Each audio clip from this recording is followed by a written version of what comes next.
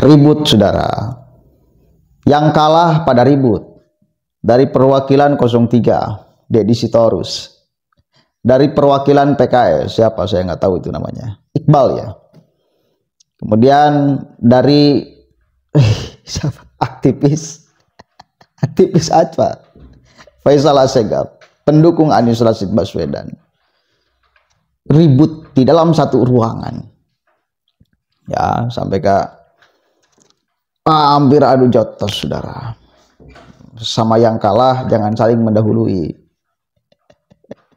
Udah, jangan juga kemudian Anda bungkus seolah oh ini aktivis, enggak, Anda pendukung Anies. Ya. Ente Faisal Assegaf, Anda pendukung Anies. Coba kita lihat nih keributannya. Kasihan. Yang kalah-kalah lagi pada ribut. Yang menang mas santai aja kan. Lihat keributan mereka. Apa yang mereka bicarakan. Masih tidak mengakui pemilu ini adalah jujur dan adil, bersih. Ketika diselidiki oleh Mahkamah Konstitusi tidak ada kecurangan yang terstruktur, sistematis, dan masih tidak terima.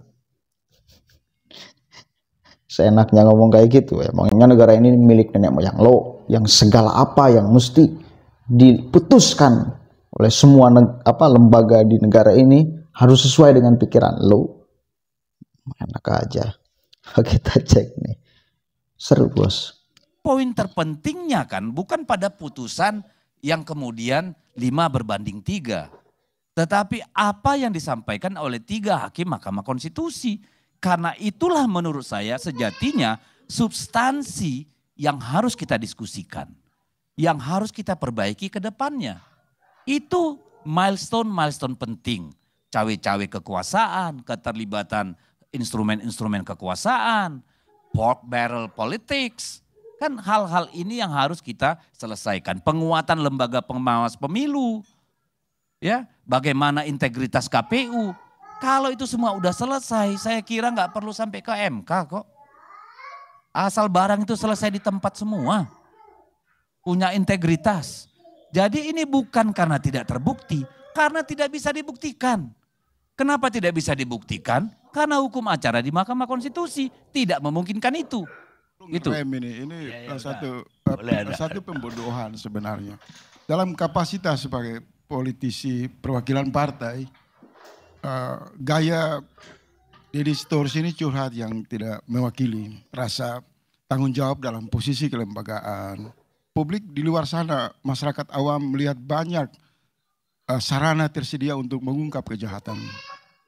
Dan Anda berkali-kali di sana kan mengatakan ada intervensi kekuasaan. Kalau bicara soal trias politik harus dikonfirmasi posisi Anda di DPR bagaimana? Ada kasus skandal Senturi masuk hak angket. Hari ini rakyat tidak mau dibodohi. Ketiga politisi yang mendapat upah dari rakyat curhat di ruang publik. Gunakan sarana dong. Anda dipilih punya mandat. Di awal PDIP itu memberi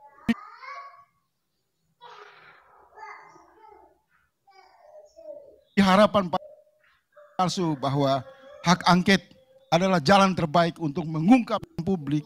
Gunakan sarana dong. Anda dipilih punya mandat. Di awal PDIP itu memberi harapan palsu bahwa hak angket adalah jalan terbaik untuk mengungkap semua kecurangan ini.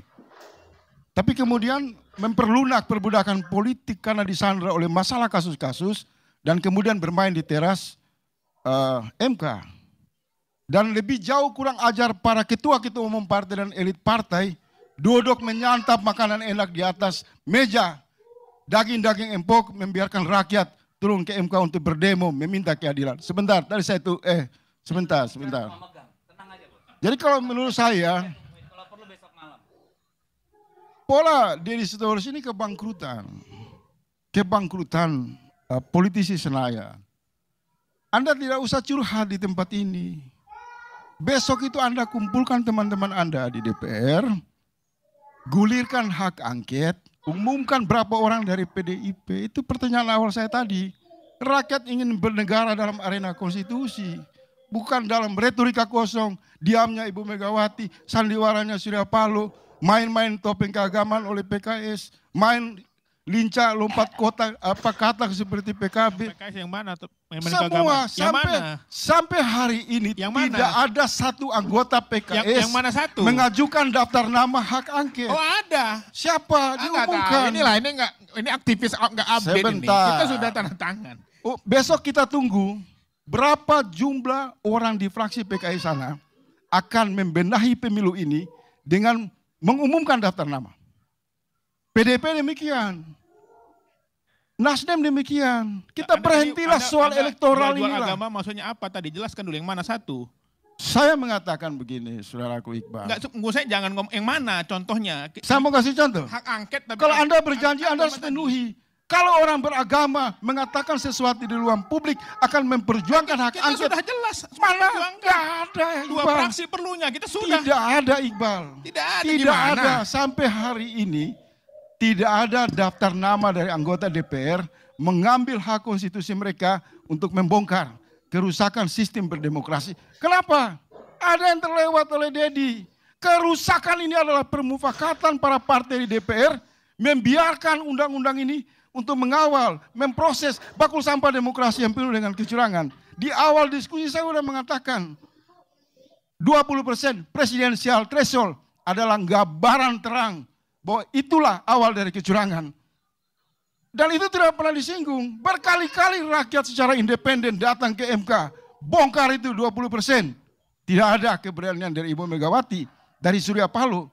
Karena mereka ingin menginjeksi bakul sampah kerusakan demokrasi ini untuk kepentingan permainan, menipu rakyat. Cukup. Ya, saya kira itu cukup poin. Ya. Dari Anda itu kan kalau ngomong seolah-olah Anda yang paling benar, paling lurus. Dan Anda gini.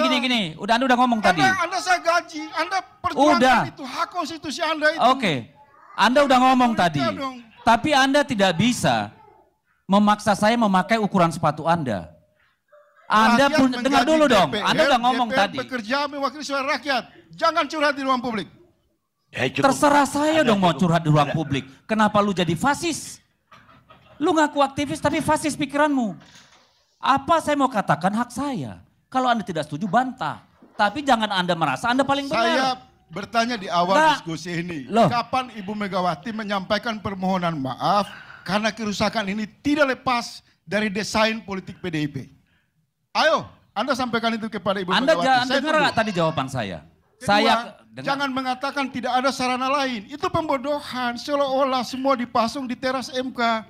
Udah cukup. Ada juga di DPR. Cukup angket.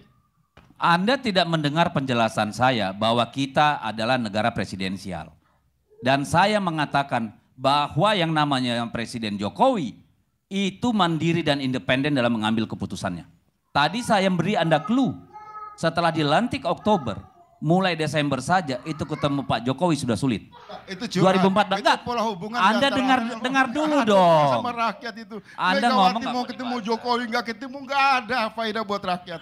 Jangan ditafsirkan sebagai bagian dari proses kecurangan pemilu. Sudah belum? Udahlah Dedi. Sudah. Udahlah Dedi. Enggak, Anda nggak bisa bilang saya sudah. Anda siapa? Saudaraku, enggak, Anda siapa melarang saya sudah? Bos. Anda sudah ngomong, izinkan saya ngomong dong. Jangan kayak kau paling benar. Gimana sih kau? Jangan merasa paling benar, itu pikiran fasis, Pak. Jadi kan tadi saya sudah jelaskan. Ya, saya tambahin penjelasannya. Loh, orang ngomong curhat, terus kau apa namanya? Propaganda. Ini bukan LSM, Pak. Ini bukan kelompok kerumunan, ini partai politik. Pertimbangannya tidak sekadar di lingkunganmu. Ini ngurus negara. Jangan kau samakan. Loh, jangan bagaimana. Ada hak konstitusi. Ada hak, tapi ada prosesnya, ada pertimbangan. Ini bukan gerombolan. Anda menggampangkan persoalan. Seolah-olah ini urusan 1, 2, 3 orang. Politisi tidak menggunakan hak konstitusi. Anda jangan simplifikasi. Itu komplotan. Sekarang saya kasih tahu Anda sebentar, Pak. Kita reaksi. Oke. Nah, di dalam ruangan itu ada M. Kodari. Tertawa-tertawa melihat ributnya pendukung 01 dan 03. Ya, ributnya pendukung Anies dan pendukung Ganjar Pranowo. Apa guna kalian-kalian ini ribut? Udah kalah. Dan catat satu lagi, tidak ada guna provokasi Anda Faisal Asegaf.